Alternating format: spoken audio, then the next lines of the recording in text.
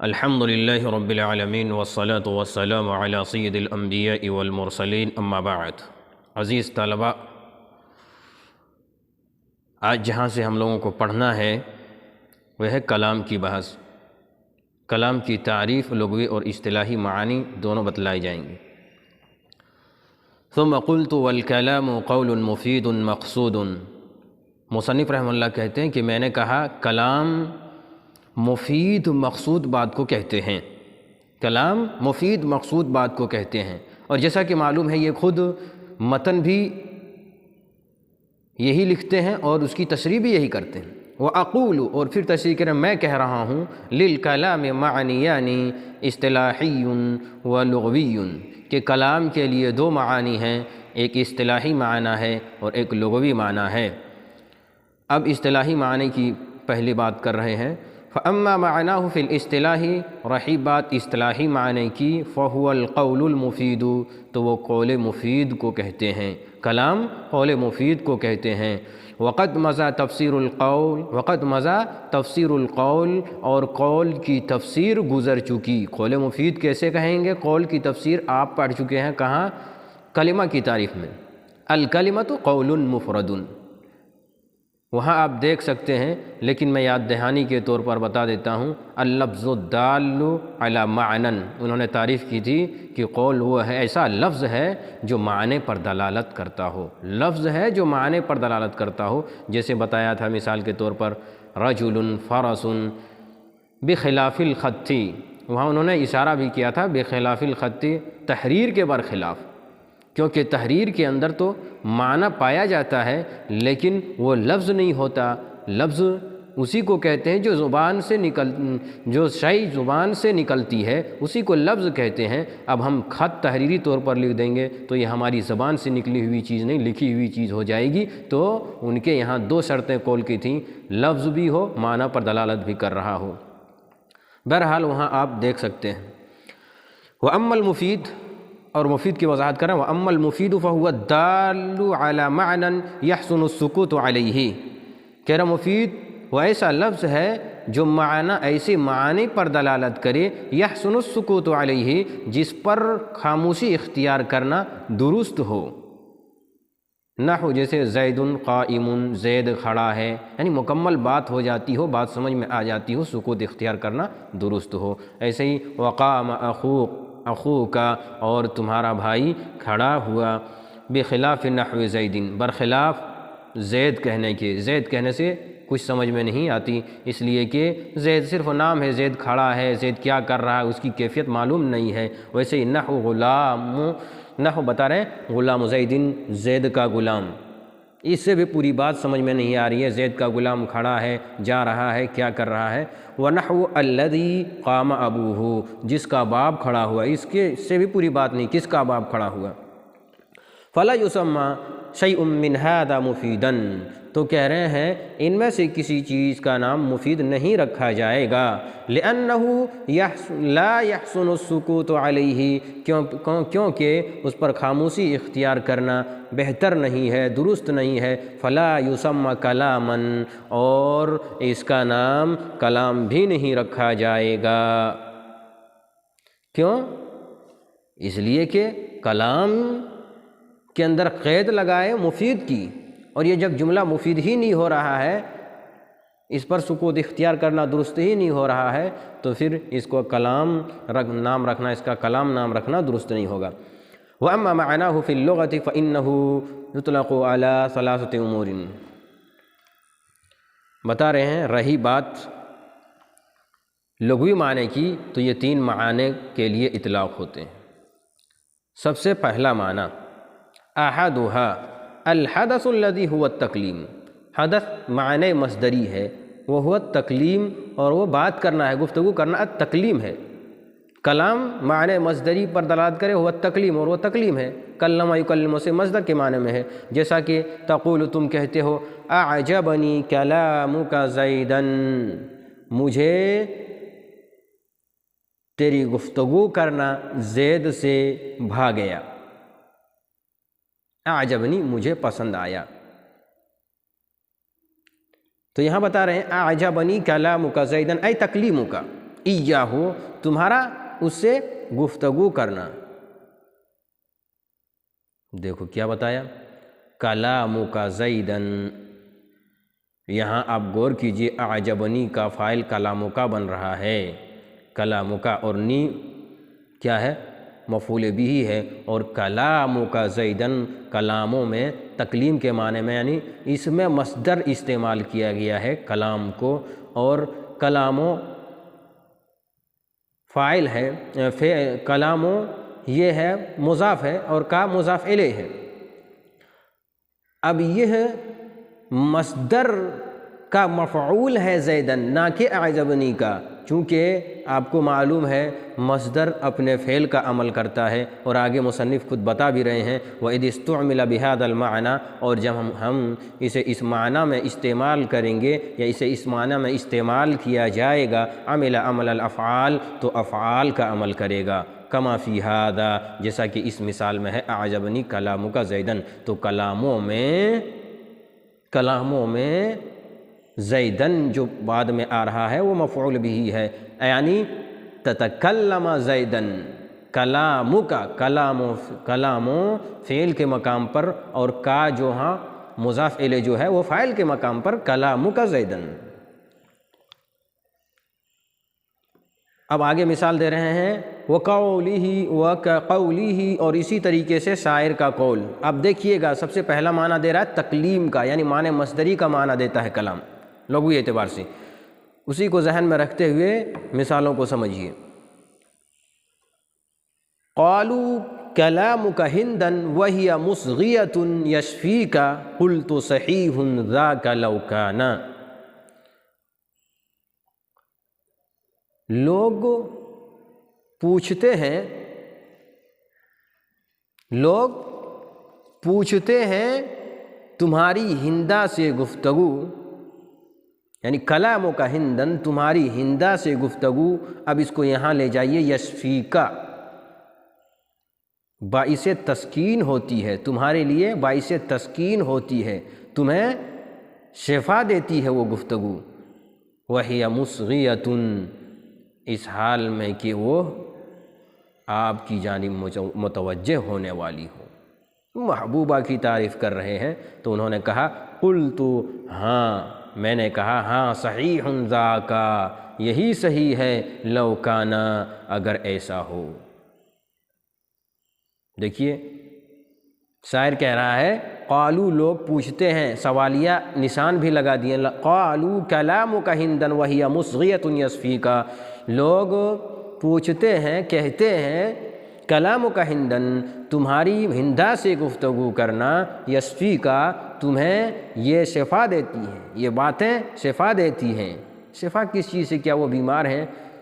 نہیں، بلکہ شفا کا مطلب یہ ہے یذھب ما بک من سقام الحب، یعنی جو محبت سے پریشانی اور درد اور تکلیف اس کے دل کے اندر ہے، وہ تکلیف جب وہ بات کرتی ہے، ہند بات کرتی ہے تو وہ تکلیف دور ہو جاتی ہے اور محبت دل میں آ جاتی ہے۔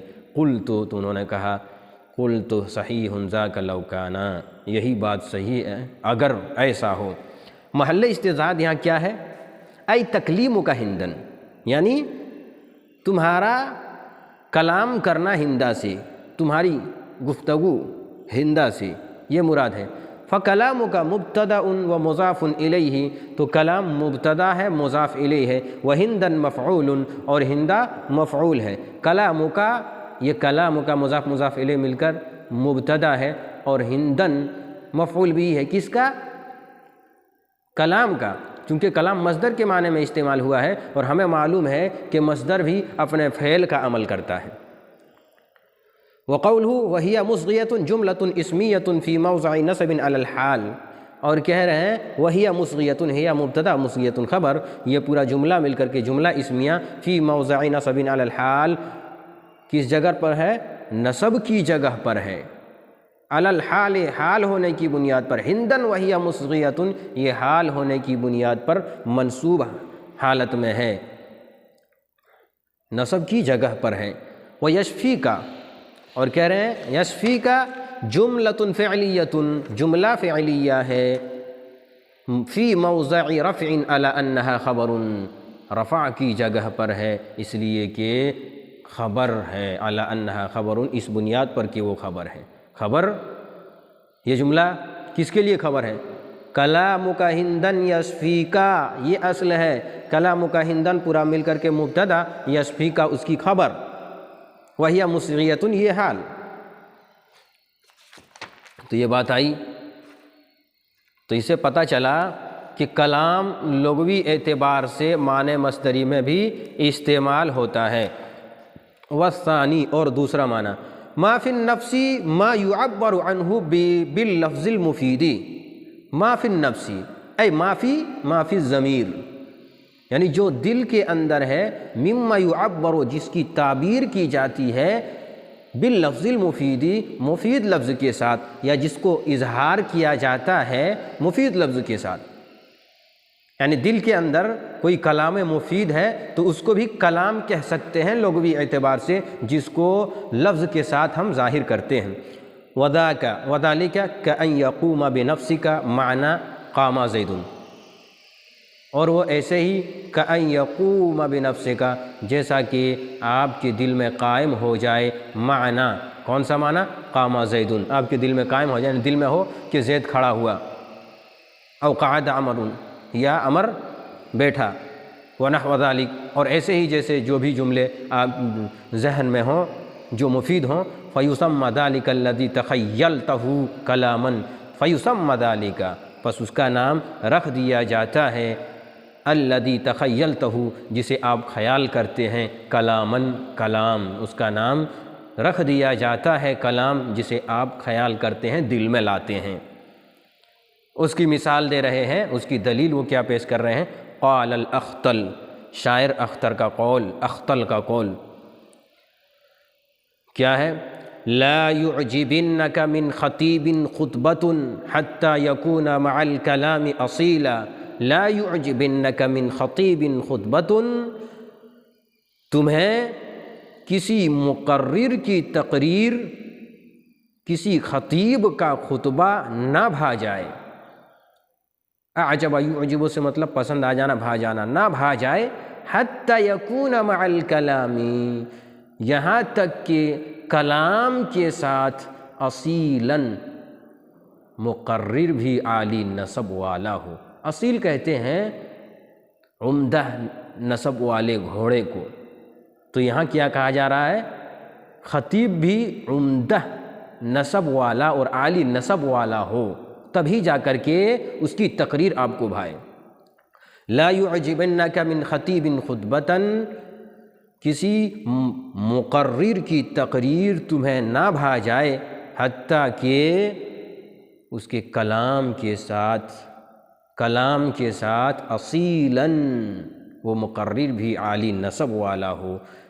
پھر آگے جو استدلال اس کے اندر ہے، ان الکلام لفی الفؤاد، یقیناً کلام دل کے اندر ہوتا ہے، دل میں ہے، وانما جعل اللسان علی الفؤاد دلیلا، اور یقیناً زبان کو دل پر دلیل بنا دی گئی ہے، زبان کو دل پر دلیل بنا دی گئی ہے، یا پھر کہو جعل اللسان علی الفؤاد دلیلا، کیونکہ زبان کو دل کا ترجمان بنا دیا گیا ہے۔ شاعر کیا کہنا چاہتا ہے؟ ان الکلام لفی الفؤاد، کلام تو دل کے اندر ہے، دل کے اندر جو چیزیں ہم خیال کرتے ہیں، جو لاتے ہیں، اسی کو کلام کہہ دیا گیا۔ کلام تو دل کے اندر ہے، اب جو ہم زبان سے ظاہر کر رہے ہیں وہ تو محض دل کا ترجمان ہے، اور ترجمانی یہ زبان کر رہی ہے، ورنہ حقیقتاً تو کلام دل کے اندر ہے۔ تو اس شعر سے پتہ چلا کہ جو ہمارے خیالات ذہن میں ہوتے ہیں اسے بھی کلام کہا جا سکتا ہے۔ اب آگے دیکھیے تیسرا معنی، اس معنی کے اندر کئی باتیں آئیں گی، دھیان سے دیکھیے گا۔ والثالث، تیسرا معنی، تیسرا لغوی معنی کلام کا کیا ہے؟ ما تحصل به الفائدہ، جس سے فائدہ حاصل ہو جائے، سواء كان لفظا او خطا او اشارتا او ما نطق به لسان الحال۔ کتنی چیزوں کا تذکرہ کیا؟ 4 چیزوں کا تذکرہ کیا، چاہے وہ لفظ ہو، لفظ کی تعریف آپ جانتے ہیں ان کے نزدیک یہ ہے جو زبان سے نکلے، او خطاً چاہے وہ تحریر ہو، او اشارتاً چاہے وہ اشارہ ہو، او ما نطق به لسان الحال یا جو کچھ لسان حال بتلائے۔ 4 چیزوں کا تذکرہ۔ لسان حال کس کو کہتے ہیں آگے بتاتا ہوں۔ اب چاروں پر دلیل پیش کر رہے ہیں، مثال پیش کر رہے ہیں۔ وَالدَّلِيلُ عَلَى ذَلِكَ فِي الْخَطِّ وَالدَّلِيلُ عَلَى ذَلِكَ، اور تحریر میں کلام ہونے پر دلیل، علی ذالک ای علی الکلام، اور تحریری طور پر میں کلام ہونے پر دلیل قول العربی، عرب کا قول ہے، القلم احد اللسانین، قلم 2 زبانوں میں سے ایک زبان ہے۔ یہ عربوں کا قول ہے، قلم 2 زبانوں میں سے ایک زبان ہے۔ تو ظاہر سی بات ہے زبان سے ہم لفظ ادا کرتے ہیں، ایسے ہی قلم بھی اپنے نوک سے الفاظ نکالتے ہیں۔ وَتَسْمِيَتُهُمْ مَا بَيْنَ دَفَّتَيْ الْمُصْحَفِ کلام اللہ، اور دوسری بھی دلیل دے رہے ہیں، ان کا نام رکھ دینا ما بین دفتئی المصحف، 2 دفتیوں کے درمیان مصحف کو کلام کہہ دینا، کلام اللہ نام رکھ دینا، جیسا کہ قرآن مجید کو ہم کلام اللہ سے تعبیر کرتے ہیں، 2 دفتیوں کے مابین موجود ہے، پھر بھی اس کو، اور وہ تحریری شکل میں ہے، تو یہ دلیل انہوں نے پیش کر دی اور کلام کہا۔ اب آگے کہہ رہے ہیں لفظاً کے بعد، چاہے وہ لفظاً ہو یا خطاً۔ لفظاً تو ہر ایک کو معلوم ہے کہ لفظاً ہوگا تو کلام ہی، زبان سے ادا کریں گے تو کلام ہی ہوگا۔ خطاً کی بات انہوں نے کر دی، اب اشارتاً دیکھیے۔ اشارتاً میں کیا ہے؟ والدلیل علیہ فی الاشارہ قولہ تعالی، والدلیل علیہ علی الکلام، اور اشارے میں کلام پر دلیل، یعنی اشارے کے طور پر کلام پر دلیل، اشارے کو بھی ہم کلام کہہ سکتے ہیں، اس کی دلیل قولہ تعالی، اللہ رب العالمین کا قول، آیتک الا تکلم الناس 3 ایام الا رمزا، آیتک تیری نشانی یہ ہے کہ تو 3 دن تک بات نہیں کرے گا مگر اشارے سے، یعنی کلام کرنا صرف اشارے سے ہوگا۔ یہ کس کو کہا جا رہا ہے؟ یعنی زکریا علیہ السلام نے رب العالمین سے دعا کی کہ اللہ بڑھاپے کے وقت میں ہمیں اولاد عطا کر دے، تو اللہ رب العالمین نے یحییٰ کی خوشخبری دی تھی۔ اس وقت زکریا علیہ السلام نے کہا تھا، اے اللہ رب العالمین، اس کے لیے کیا نشانی ہے؟ ہم کیسے پتہ کر پائیں گے کہ ہمارے یہاں اولاد تو عطا کرنے والا ہے؟ تو اس وقت اللہ رب العالمین نے کہا کہ 3 دن تم لوگوں سے بات نہیں کر پاؤ گے سوائے اشارتاً۔ فاستثنى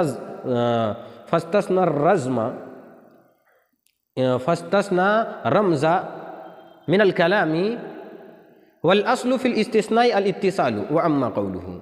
اب یہاں ایک بات بتا رہے ہیں، پس رمز کلام سے مستثنیٰ، یعنی اشارہ کلام سے مستثنیٰ ہے، اور استثناء میں اصل متصل ہونا ہے۔ کیا مطلب؟ مطلب یہ ہے کہ مستثنی منہ میں داخل ہے، جو کلام ہے وہی رمز ہے، اسی کا ایک حصہ ہے، اشارہ کرنا بھی کلام کا ایک حصہ ہے۔ مستثنی منہ میں رمز لہذا داخل ہے تو کلام کہہ دیا گیا، یعنی اشارے کو بھی کلام کہہ دیا گیا۔ لیکن اب آگے اور ایک شعر سے مکمل وضاحت کر رہے ہیں۔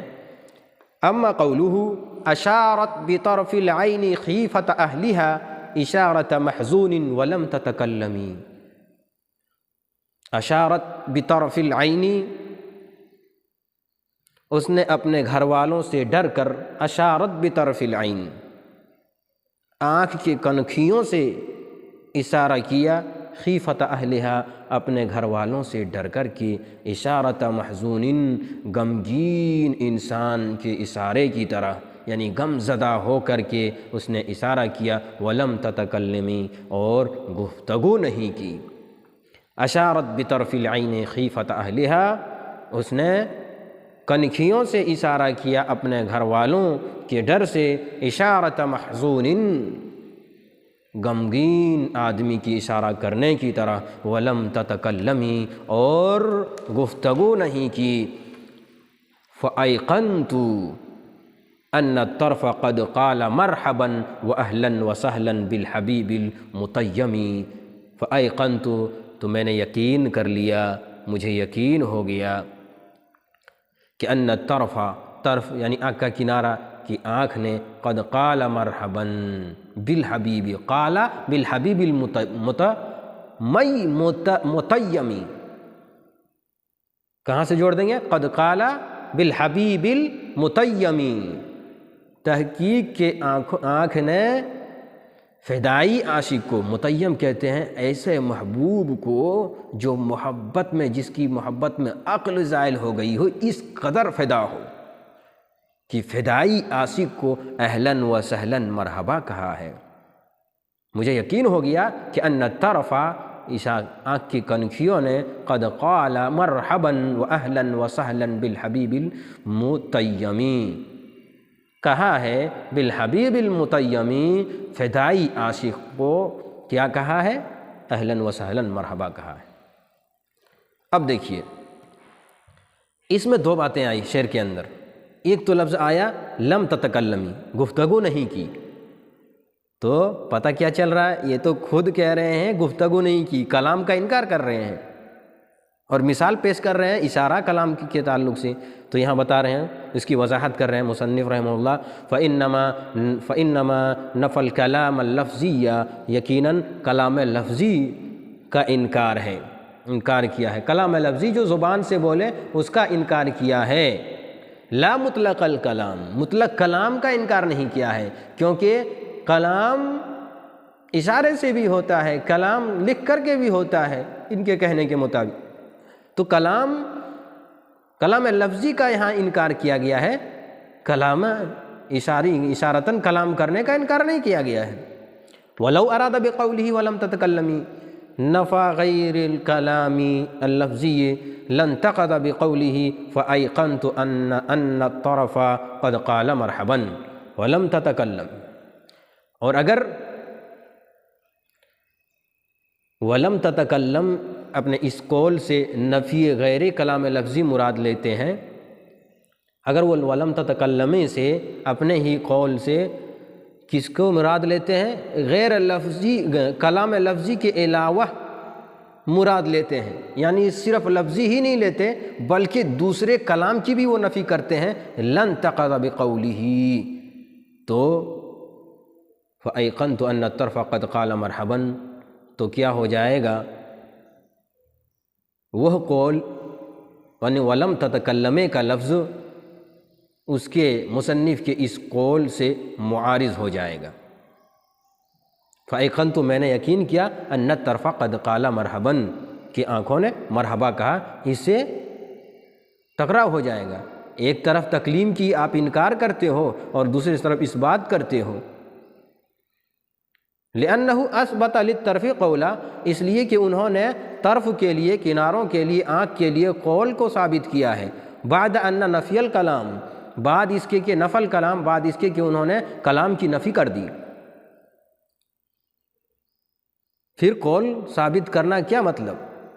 والمراد نفی الکلام اللفظی، حالانکہ حقیقی یہاں معنی یہی ہوگا کہ مراد لفظی کلام کا انکار کرنا ہے، اور جب مراد لفظی کلام کا انکار کرنا لیں گے تو اشارتاً خود بخود ثابت ہو جائے گا، لغوی ثابت ہو جائے گا، وہ اثبات الکلام اللغوی، اور لغوی معنی کو وہ ثابت کرنا چاہتے ہیں۔ والدلیل، بات سمجھ میں آئی؟ لفظاً بول نہیں سکتی تھی وہ، لیکن اشارتاً اس نے ہمیں بتلا دیا کہ اپنے فدائی عاشق کو مرحبا کہا ہے، تو اشارتاً ثابت ہو گیا۔ والدلیل علیہ فیما نطق بہ لسان الحال قول نصیب، اور کہہ رہے ہیں کلام پر دلیل، علیہ علی الکلام، کلام پر دلیل، فیما اس چیز میں جو لسان حال سے بولے، کیا دلیل ہے؟ قول نصیب، نصیب کا قول ہے، شاعر ہیں، نصیب کا قول ہے۔ لسان حال کہتے کسے ہیں؟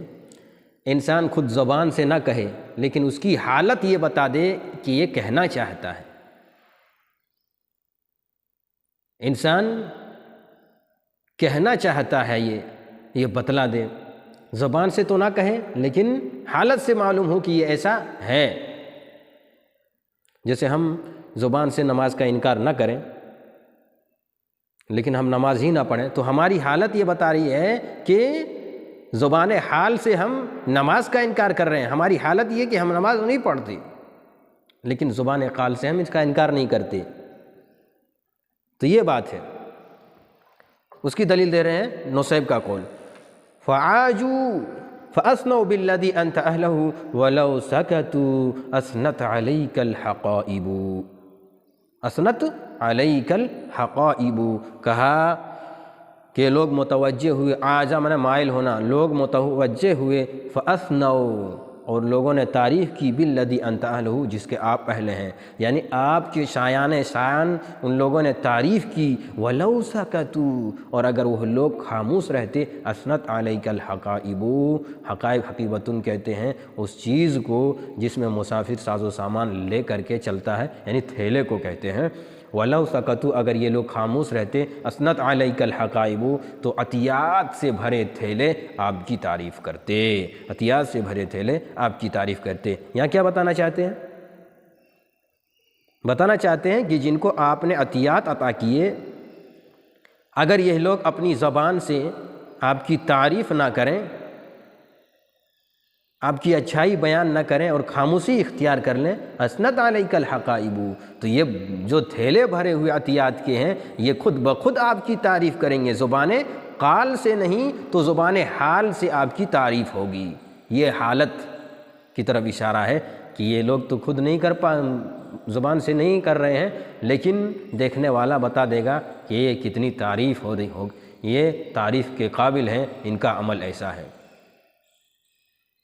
اور اسی طرح اللہ رب العالمین کا قول ہے، وقال اللہ تعالی قالتا اتینا طائعین، قالتا کے اندر آسمان اور زمین مراد ہے۔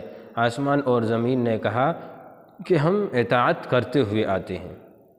دراصل بات کیا تھی، اللہ رب العالمین نے سورہ فصلت کی آیت ہے، اللہ رب العالمین نے کہا ثم استوى الى السماء وهي دخان فقال لها وللارض ائتيا طوعا او كرها۔ اللہ نے جب اللہ رب العالمین عرش پر مستوی ہوا، وهي دخان، آسمان میں، تو وہ آسمان دھواں تھا۔ اللہ رب العالمین نے آسمان اور زمین سے مخاطب ہوتے ہوئے کہا، آسمان اور زمین سے مخاطب ہوتے ہوئے کہا، آ جاؤ ہمارے پاس، ائتیا، ہمارے پاس آ جاؤ، طوعا او کرہن، چاہتے ہوئے یا نہ چاہتے ہوئے، دونوں صورت میں آ جاؤ۔ تو آسمان اور زمین نے کہا، قالتا اتینا طائعین، ہم خوشی بخوشی اطاعت کرتے ہوئے آتے ہیں۔